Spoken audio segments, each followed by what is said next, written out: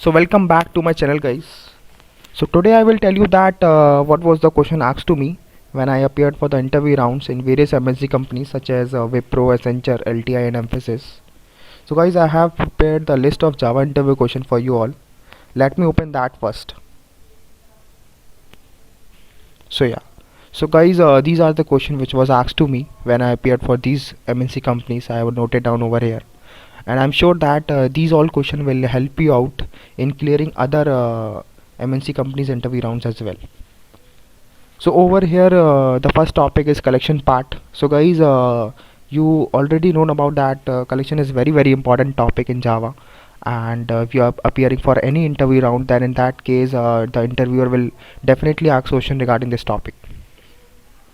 The first is over here is hash map. You can go through all these questions which I have noted down over here, so that how hash map internally works in Java. This is very important question.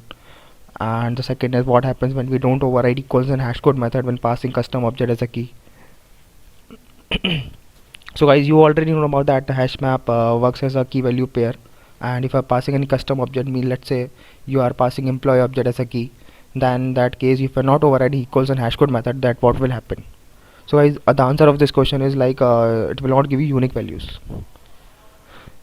So you can go through it once that about that what difference between hash map and linked hash map, what is concurrent hash map, and difference between hash table and concurrent hash map, time complexity of hash map. These all questions are very important related to hash map. Now coming back to the second part, that is called list. So guys, the first question is like difference between array list and linked list. This is also a very important question. The second is when to use array list and when to use linked list in real time project. Guys, this is the question which was asked to me multiple times in multiple MNC companies. They in this question they actually wanted to check you out that you have worked in real time project, and you should know that when to use array list and when to use linked list in your current project. The third question over here is shifting of bits in array list. So guys, you have to go through it once that to understand this topic, that what is shifting of bits. The fourth is worst case time complexity of array list. So guys, you should be known that what is the best case and worst case time complexity of array list and linked list. The third topic over is how hash set internally works. So guys, you already know about that how hash set internally calls hash map only, and it maintains unique values as well. Difference between hash set and linked hash set, you can go through it once. Okay. So guys, the next topic is multi-threading over here. So multi-threading is very important topic, and you should go through it once while preparing for any interview round. The first question over here is different ways to create threads in Java. So guys, there are two ways actually you can create thread in Java: by extending thread class and by implementing runnable interface. And the second question over here is main difference between callable and runnable interface. So guys, this is very important question, and this question has been asked from me from multiple times in multiple companies. You should go through it once that what is callable and what is runnable interface. So the third question over here is difference between sleep and wait method in Java. So guys, sleep is like if you want to make any thread to sleep for a particular time of period, you can use sleep method. Whereas if you want to use wait method, in that case it's similar like sleep method only, but in that case you need to call notify and notify all method to wake up the thread. So the fourth over here is executor framework.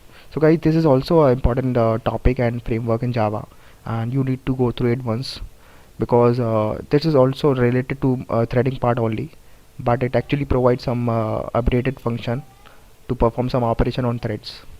So guys, you can go through it once. So coming back to the fifth part, that is called Java 1.8 latest features. So guys, this is a very important topic, and definitely they will ask from you what is Stream API and Lambda expression. So use of Stream API and its different method, for example filter, map, for each, sorted method. You should know about that, that why we use Stream API, how to use Stream API, and what are different methods in Stream API. So guys, if I'll give you an overview of this Stream API, what it is.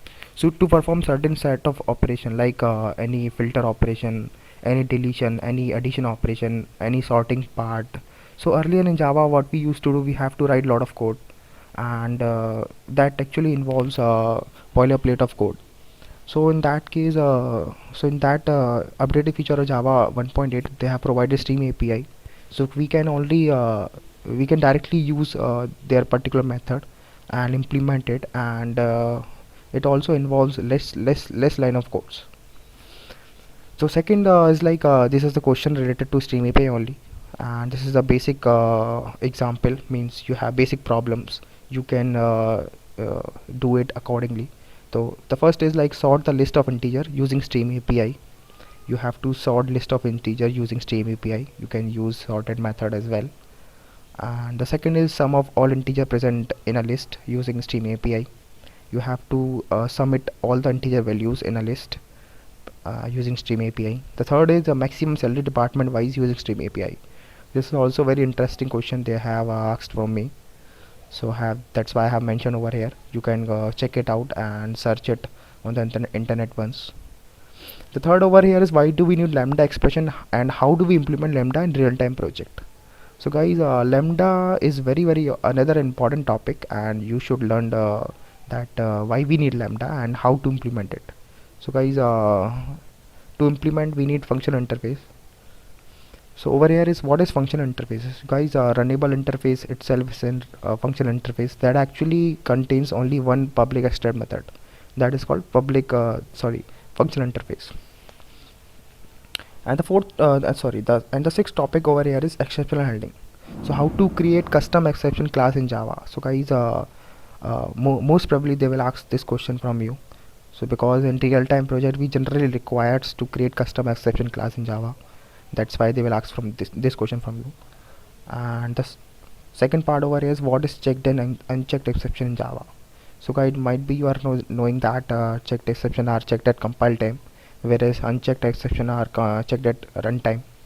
And that for example array index out of bound exception, and these are the means null pointer exception, these are called unchecked exception. And checked as like a iSQL exception, input mismatch exception, something like this. Okay, coming back to the next topic, that is called serialization. So guys, this is also an important topic, and they have asked from me for multiple times that what is serialization and why do we use it.